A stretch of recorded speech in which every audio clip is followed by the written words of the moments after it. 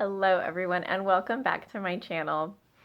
Today I wanted to kind of give you an overview of the steel tongue drums that are available on Amazon. A lot of them are really neat and they're pretty high quality, but there are a few caveats that it's important to think about when you're ordering them. So the first one I'd like to show you is this little guy, and it has a, I believe, 8-inch diameter. And as you can see, it is diatonic. It goes from 1 to 1, and it's only an octave range. Something to keep in mind with preschoolers are that these gorgeous golden stickers that often come with do not hold up well to preschoolers who like to pick at things. So if you're letting kids play with these independently, be aware that you're probably going to have to use some other sort of system to remember which note is which. I've been writing on it with a Sharpie, which is pretty effective. It's definitely not as pretty as it once was, but the preschoolers don't care. So the caveat with this one, and what I would like to say about just ordering these in general, is that because they are coming from China, and particularly from sellers who probably don't know much about music, if anything, a lot of them will be described in ways that are either unhelpful or just untrue. This one was advertised as being a pentatonic instrument, which obviously you can see. It's got the 7th scale degree. It's not pentatonic at all. It's a diatonic 1-octave instrument, it's fine, and the kids still love playing on it, but I was really wanting a pentatonic one for some of my ORF work, so I was a little frustrated when I got it. But otherwise, it is quite nice. Its tone it can be a little bit difficult with the smaller ones to get the right tone out of it. At least a tone that I would say I enjoy out of it. So it can sound a little bit muffled, like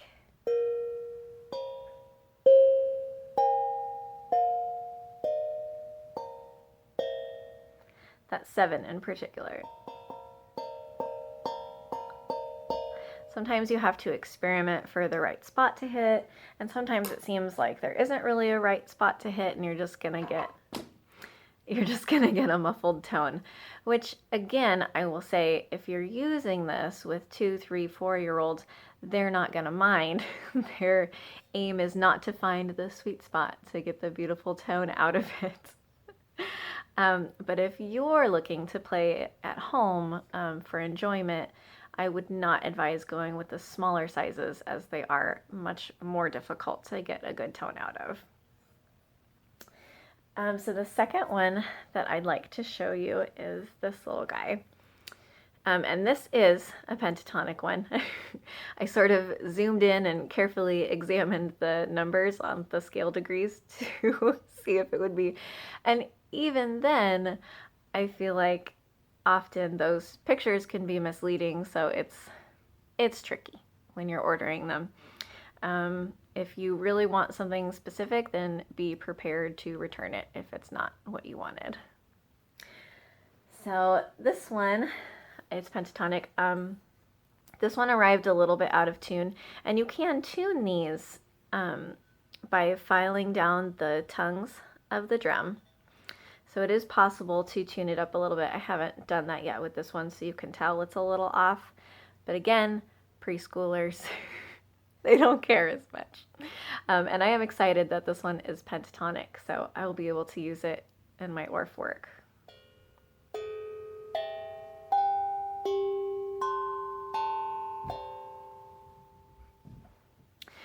Another caveat that I'd like to put out there is it's very hard to determine when you're shopping for these what key they're going to be in. Both of these small ones were advertised as being in the key of C, and they are almost exactly a whole step apart. So obviously that's not correct. So if you are planning to use these with ensemble music, prepare to be disappointed. All I have to say with that. Unless you have a wide selection of keys for your ensemble instruments, then you might have trouble using this with others. But if you're working with preschoolers, as I am, and you're just wanting to give kids things that they can play around with, then yeah, I think these are really, really fun. And this is the last one that I wanted to show you. This is my big 18-inch giant steel tongue drum. And it was quite a bit pricier, but it is almost magical in its tone and the way that it sounds. I'll go ahead and give you an example. Here we go. This is the lowest note, and that's just really fun. The higher notes do again suffer from that. It can be kind of difficult to find the sweet spot, but they do have a sweet spot, unlike the smaller models where sometimes you just can't find it.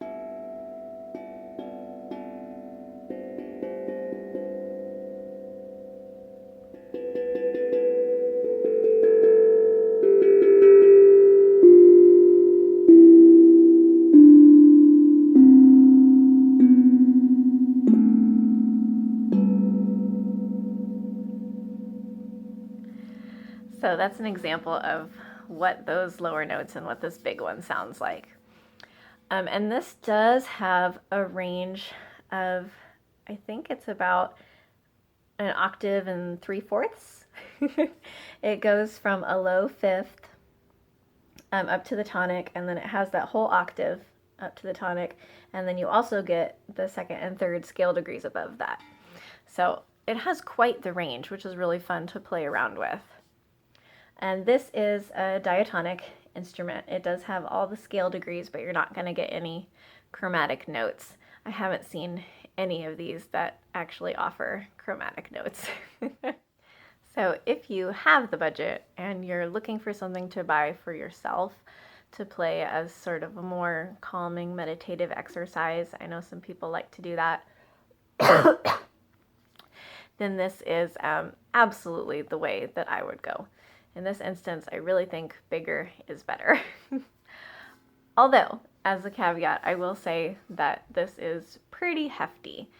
It's not at all hard for me to lift, but if you have issues with lifting heavy things, then you might want to go for a smaller model. And that's about it. Those are the 3 that I have, and that's the experience that I've had ordering these off of Amazon. I feel like they are mostly made by the same company or have extremely similar designs, so I don't think it matters so much who you buy it from on there. More so just that you really carefully examine pictures and really carefully read reviews and still be prepared to not receive exactly what you're looking for, because I just think they're being sold by people without a lot of knowledge of music. Well, thank you all so much for watching this review, and I hope you have a wonderful day, and I'll see you again next time.